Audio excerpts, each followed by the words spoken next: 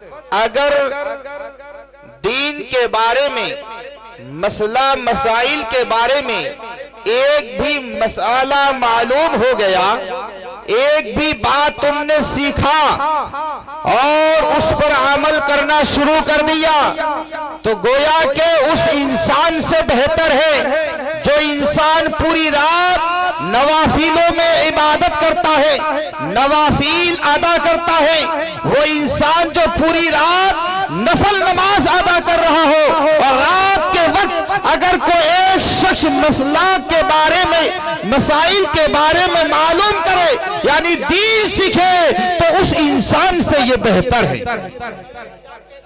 उस इंसान से क्या कहने बेशक ये बेहतर है। चूंकि मेरे आका इरशाद फरमाते हैं, तलबुल इल्मी फर्दतुन अला कुल्ली मुस्लिमीन वल मुस्लिमा, हर मर्द औरत को इल्म दीन सीखना फर्ज है। तो कितना इल्म दीन सीखना फर्ज है? तो ये कोई जरूरी नहीं कि अपने बच्चों को हाफिज बना दो, या अपने बच्चों को आलिम बनाना, या मुफ्ती बनाना, या कारी बनाना, ये कोई जरूरी नहीं। लेकिन हाँ, ये जरूरी है कि अपने बच्चों को इतना इल्म दे दो, इतना इल्म सिखा दो कि वो जायज और नाजायज, हराम और हराम को, हलाल और हराम के फर्क कर ले। इतना इल्म जान ले कि वो जायज नाजायज, हलाल और हराम को वो खुद ब खुद फर्क कर ले। तो मेरे दोस्तों अजीजों, जरूर इस महफिल में हम लोग आए हैं तो कुछ आज सीख कर जाएंगे, बेशक हक है। और सीख करके इरादा ये कर लीजिए कि सुनना मकसद नहीं है, बल्कि सुनकर उस पर अमल करना ये मकसद है, और ये मकसद होना चाहिए। बेशक मेरे दोस्तों अजीजों, फैजान गौसुल वारा कॉन्फ्रेंस है, आप जानते हैं हुजूर गौसे पाक कौन है। बस एक छोटा सा वाकया, बचपन का जमाना है, हुजूर गौसे पाक का 4 साल जिंदगी है, उम्र 4 साल है, अपने घर के दरवाजे पर बैठे हुए थे, आने वाले एक बुजुर्ग आए और आपको सलाम किया, अस्सलामु अलैकुम या शेख अब्दुल कादिर जिलानी। हुजूर गौसे पाक 4 साल का जिंदगी है, दरवाजे पर बैठे हुए हैं, उन्होंने पलट कर जवाब दिया, वालेकुम अस्सलाम, वालेकुम अस्सलाम। वो बाबा रुक गए, वो बुजुर्ग रुक गए, वो अल्लाह वाले रुक गए। कहा है मेरे बच्चे, अब्दुल कादिर जरा ये तो बता कि मैंने आपको एक बार सलाम किया, लेकिन आपने 2 बार जवाब क्यों दिया? बेशक क्या बात है। मैंने तो आपको एक बार सलाम किया था, आपने 2 बार जवाब क्यों दिया? वाह रे मेरे अब्दुल कादिर, वाह रे गौसों के गौस, वाह रे पीरों के पीर अब्दुल कादिर जिलानी जवाब देते हैं कि बाबा, अल्लाह के बंदे जवाब सुनना चाहते हैं तो सुनो, जवाब ये है कि आज से 5 साल पहले आप इसी रास्ते से गुजर रहे थे और इसी रास्ते पे मेरी माँ से आपकी मुलाकात हुई थी। उस वक्त मैं माँ के पेट में था और आपने मेरी माँ को सलाम किया था, पर मेरी माँ ने सुन नहीं पाया, मैंने सुन लिया, पेट के अंदर था पर मैं सुन लिया था। मैंने सोचा कि जवाब दूं, माँ डर जाएगी, इसलिए मैंने जवाब नहीं दिया। और आज 4 साल के बाद जब आपने सलाम किया तो मैं 2 बार इसलिए जवाब दिया कि एक इस सलाम का जवाब और एक 5 साल पहले जो आपने सलाम किया था उसका भी हिसाब मैंने चुका। हक है। ये है अब्दुल कादिर जिलानी। बेशक हक। मेरे दोस्तों अजीजों, ये अब्दुल कादिर जिलानी अली रहमा और रिजवान है, का मकाम और मर्तबा कौन नहीं जानता है। मेरे दोस्तों अजीजों, लेकिन आज हमें सीखने की जरूरत है, आज हमें अपने अंदर मोहब्बत लाने की जरूरत है, इखलास लाने की जरूरत है। आज हमारे अंदर जो इतनी बुराइयां फैली जा रही हैं वो क्यों? आखिर आपने गौर किया? आखिर आपने ये सोचा? देखिए, अल्लाह ने इबादत जो रखा है वो 2 तरह से, एक हुकूकुल्लाह यानी अल्लाह की इबादत, और दूसरी हुकूकुल इबाद, बंदों की इबादत। अल्लाह की इबादत बाद में है, आप कहेंगे आलिम साहब आपने क्या कह दिया? जी हाँ, अल्लाह की इबादत बाद में है, नमाज रोजा हज ज़कात बाद में है। पहले इंसान के अंदर जो हुकूकुल्लाह है, हुकूकुल इबाद है, वो होनी चाहिए। बेशक हुकूकुल इबाद का मतलब क्या है? मतलब यही है कि अल्लाह की इबादत कर तो रहे हो चूंकि वो फर्ज है, लेकिन एक इंसान के ऊपर, एक इंसान दूसरे इंसान के ऊपर जो हुकूक है वो 5 हुकूक है, किसी रिवायत में 6 हैं। तो इसी तरीके से जो हुकूकुल इबाद है उन पर भी अमल करना जरूरी है। बेशक आप इबादत कर रहे हो, इबादत कर रहे हो, लेकिन किसी की झूठ गीबत चुगली बुराई कर रहे हो, किसी के दिल, किसी को बुरा जान रहे हो, तो इबादत करके कोई फायदा नहीं। दिल को साफ रखना है बेशक कि जिस तरीके से हम इबादत कर रहे हैं इसी तरीके से बंदों के साथ भी मोहब्बत से पेश आना है, बेशक और जुबान को, दिल को साफ रखना है। इसलिए कि यही जुबान आपको जन्नत में भी ले जा सकते हैं और यही जुबान आपको जहन्नम में भी ले जा सकते हैं। बेशक हजरत लुकमान हकीम वक्त के बादशाह,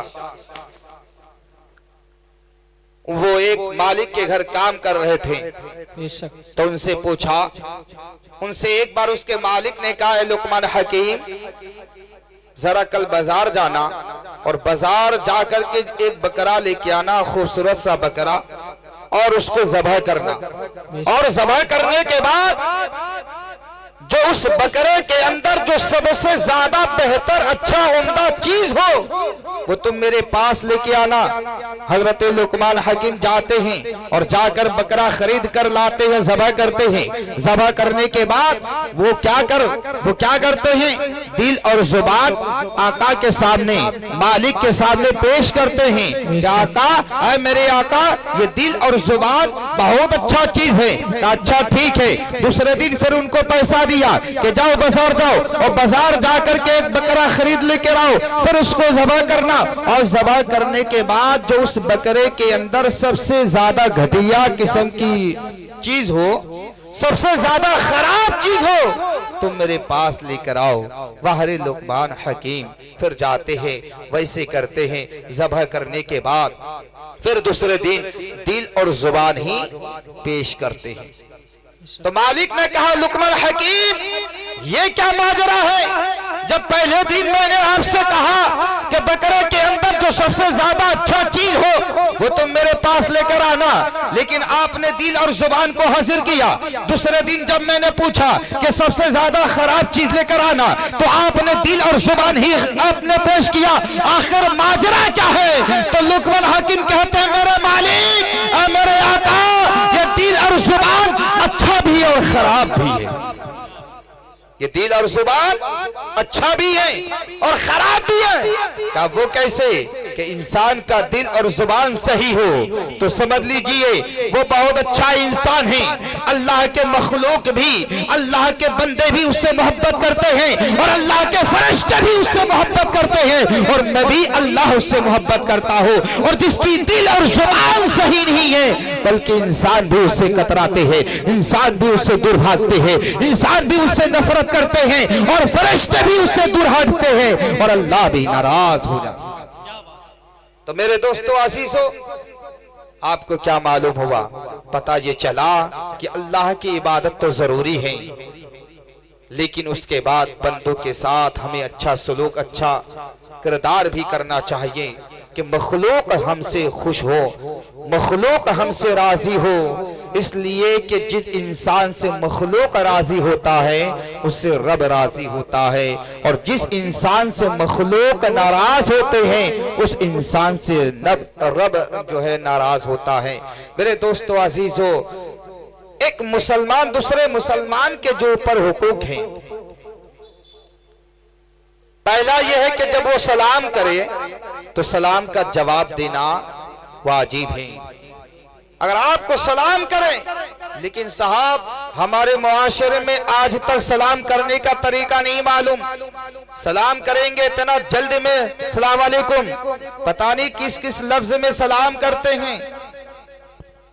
आपको मालूम है? नारे तकबीर, नारे रिसालत, नारे रिसालत या रसूल अल्लाह। हजरत अल्लामा मौलाना आरिफ रजा साहब टिबला जिंदाबाद। हजरत अल्लामा मौलाना आरिफ रजा साहब टिबला जिंदाबाद। नारे तकबीर, अल्लाहु अकबर। नारे रिसालत। या रसूल अल्लाह। सुभान अल्लाह, सुभान अल्लाह, माशाअल्लाह। सुभान अल्लाह।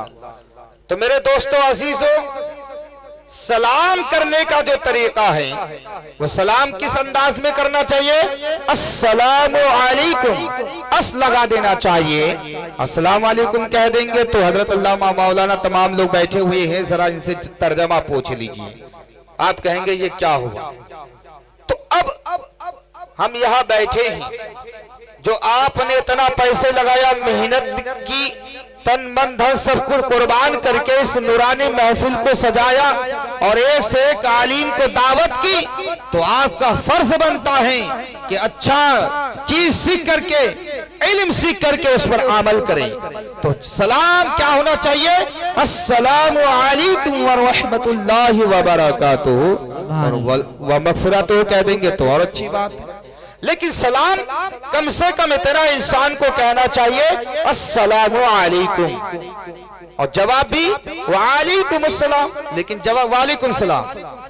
इतना जल्दबाजी, आपको इसका तर्जमा मालूम है? बैठे हैं तफसीर से बताएंगे। उसके बाद जब इंसान का इंतकाल हो जाए तो कहा गया कि नमाज़े जनाजे के साथ साथ चलना। आज हमारे मुआशरे में ये होता है, अगर किसी मैयत को ले जाते हैं तो ले जाने वाला तो बाद यानी मैयत पीछे और मिट्टी देने वाले आदमी जो आगे आगे चले जाते हैं। हदीस में ये नहीं कि किसी मैयत के आगे आगे आप चलिए, बल्कि ये आया कि नमाज़े जनाजे के साथ साथ चलना। गोया के बेहतर सुन्नत तरीका यही है कि नमाज़े जनाजा आगे हो और लोग उसके पीछे पीछे हो, और उसकी जुबान में कलमा ये तैयबा या दुरूद शरीफ या अल्लाहु अकबर या सुभान अल्लाह अच्छे कलिमात कहते विर्द करते हुए चलना चाहिए। लेकिन होता क्या? दुनियादारी की बात है। मेरे दोस्तों अजीजों, उसके बाद कहा कि जब तुम्हें छींक आए तो छींक जब आए, चूंकि ये छींक अल्लाह की तरफ से है, तो हमें और आपको चाहिए जब छींक आए तो ये कहना चाहिए अल्हम्दुलिल्लाह रब्बिल आलमीन। और जो कहता है अल्हम्दुलिल्लाह तो फरिश्ते कहते हैं रब्बिल आलमीन, यानी उस जुमले को पूरा कर देते हैं। और जो कह देता है अल्हम्दुलिल्लाह रब्बिल आलमीन तो फरिश्ते जवाब देते हैं यरहमुकल्लाह, या अल्लाह तो इस पर रहम फरमा। तो छींक जिसको आ जाए तो उसको क्या कहना चाहिए? अल्हम्दुलिल्लाह रब्बिल आलमीन कहना चाहिए। और जिन्होंने अल्हम्दुलिल्लाह कहा और ये लफ्ज अगर किसी ने सुना तो उसके ऊपर वाजिब हो जाता है।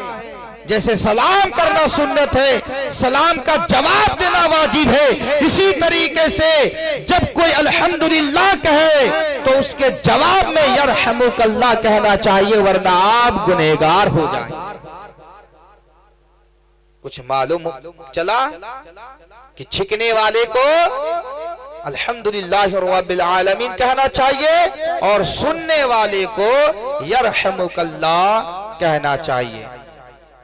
और चौथा, जो इंसान एक मुसलमान दूसरे मुसलमान के ऊपर जो हुकूक है कि कहा गया कि जब अगर कोई तुम्हें दावत दे तो खुशी खुशी कबूल करना चाहिए। लेकिन साहब आज हमारे मुआशरे पे वो पुरानी कहावत, पुरानी किस्सा कहानी और पुरानी गुस्सा शादी बारात में ज्यादातर निकाल देते हैं कि अब तो आएगा मेरे दरवाजे पे, तब उसको मजा चखाएंगे, तब उनको औकात दिखाएंगे, तब हम शादी बारात में या कोई अच्छा प्रोग्राम, कोई अच्छा नेक काम करते हैं, तब हम उसका गुस्सा उस समय निकालते हैं। और हकीकत हदीस में यह है कि वो इंसान इंसान नहीं जिसके दिल में बुग़्ज़ हसद की ना हो। वो इंसान सबसे ज्यादा बेहतर है जो लोगों को दरगुजार कर दिया करते हैं, लोगों को माफ कर दिया जाते हैं। तो इसलिए हमें और आपको चाहिए कि जब सुबह उठे तो सुबह ये दुआ करना चाहिए, मौला ये अगर सांस शाम तक बाकी रहे तो मौला हमारे दिल में किसी किस्म की बुराई, झूठ, गीबत, चुगली या किसी के लिए हसद या जलन ना हो, और हो तो मौला मेरे दिल में ये सारी चीजें मिटा दे, सारी चीजों को खत्म करके मेरे दिल में खौफे खुदा और हुब्बे इंसानियत अता फरमा, हुब्बे वली अल्लाह अता फरमा, हुब्बे पंजतन अता फरमा। मेरे दोस्तों अजीजों, आज हमें और आपको चाहिए इल्म दीन सीखना। बहुत सारी मसला मसाइल की बातें हैं हमारी मुआशर में। हमारी माँ और बहनें बैठी हैं कि मुहर्रम में नया लिबास नहीं पहनना चाहिए, जूता चप्पल नहीं खरीदना चाहिए, शादी बारात नहीं करना चाहिए। यहाँ तक कि ऐसी मेरी माँ और बहनें ऐसा जुमला बोल देती है कि शरीयत के हिसाब से अगर चला जाए तो फतवा लग जाए, ये ईमान से खारिज हो जाए कि रमजान के महीने में शादी बारात नहीं होती है। मेरे दोस्तों ये सब जिहालत है और गलत फहमियां हैं। आप रमजान के महीने भी शादी बारात कर सकते हैं, मुहर्रम के महीने में भी शादी बारात कर सकते हैं। ये कोई हदीसो कुरान में कहीं से ये साबित नहीं कि आप नहीं कर सकते। वो और बात है आपके दिल में हुब्बे अहले बैत है, मोहब्बत है, करबला वालों की मोहब्बत है, आप उसकी याद में या उनकी याद में और उनके नजर नियाज कराने में आपके पास इतना वक्त नहीं, इतना टाइम नहीं है, तो ये अलग की बात है कि आप नहीं करना चाहते हैं। लेकिन ये कह देना कि नहीं करना चाहिए, ये नहीं कहना चाहिए। उसके बाद बताते हैं कि मुहर्रम के महीने में 9 और 10 तारीख को मछली नहीं खाना चाहिए, मछली नहीं बनना चाहिए, अरहल की दाल नहीं बनना चाहिए। ये कहां से साबित है मेरे दोस्तों अजीजों? कुरान पाक में अल्लाह ने इरशाद फरमाया, या अय्युहल्लज़ीना आमनू या अय्युहन्नासु कुलू मिम्मा फिल अर्द, या अय्युहन्नासु कुलू, ऐ लोगों खाओ हलालन तय्यबा, जो हमने हलाल चीज पैदा किया। ये कुरान का तर्जमा है। अल्लाह फरमाता है, लोगों तुम उस चीज को खाओ जो मैंने हलाल कर दिया तुम्हारे लिए। तो हलाल चीज जो अल्लाह ने हमें अता फरमाया है, तो इसका कोई वक्त नहीं है कि अब खाओ तब ना खाओ, तब खाओ अब खाओ, इस वक्त नहीं खाना चाहिए, उस वक्त नहीं खाना चाहिए, इस वक्त खाना चाहिए। ये सब जिहालत है, गलत फहमियां है, हमारे जहन में गलत फतूर है। ये सारी चीजें दिल से निकाल देना चाहिए। ये और बात है, आप नहीं खाते हैं ना खाइए, लेकिन गलत इल्जाम मत लगाइए, कुरान और हदीस के ऊपर इल्जाम मत लगाइए कि नहीं खाना चाहिए। मेरे दोस्तों अजीजों, बहुत सारी बातें हैं।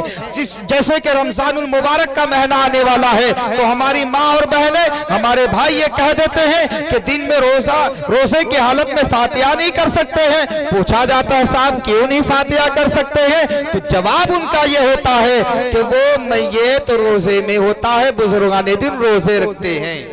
तौबा अस्तगफिरुल्लाह।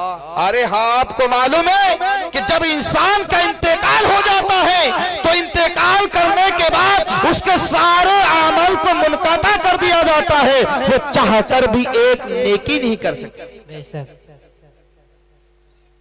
ये कैसे कह दिया आपने रोजा रखते हैं तो रोजे की हालत में होते हैं?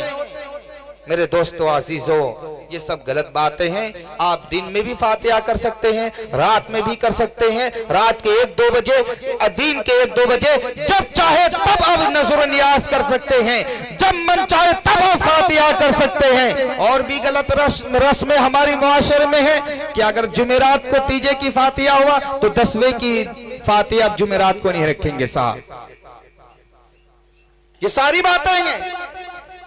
अगर 10वें की फातिहा जुमे को हुई तो 20वें की फातिहा जुमे को नहीं होगी, कि उस दिन तो फातिहा हो चुका है। कब सुधरेंगे, कब जानेंगे? उलमाए किराम बैठे हुए हैं, आप पूछ सकते हैं।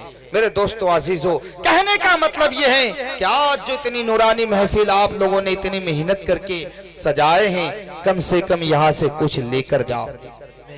और इस पर अमल करने की कोशिश करो कि वाकई फला दिन फला साल हमने एक जलसा करवाया था और वहाँ हम सबों को इतनी बातें मालूम हुई, ये सारी चीजें जानकारी हुई। इससे पहले मौला जो भी हुआ सो हुआ, जो भी गलती हुई मौला आज से तौबा करते हैं और आइंदा इंशाअल्लाह कोशिश यही रहेगी कि जब जब कोई नेक बात हमें सुनने को मिलेगा, कुरान और हदीस की बातें हमें मालूम होगी, उस पर चलेंगे और ता कयामत इसी पर अटल रहेंगे। और अल्लाह तबारक व तआला से दुआ है मौला हम सबों को इसी तरीके से अहले सुन्नत वल जमात पर और पंजतन से अहले बैत से बुजुर्गों से पास से तमाम वलियों के नक्शे कदम पर चलने की तौफीक और औफीक अता फरमाए। व आखिर दवाना अनिल हम्दुलिल्लाहि रब्बिल आलमीन। तो अस्तगफिरुल्लाह रब्बी मिन कुल्लि ज़ंब।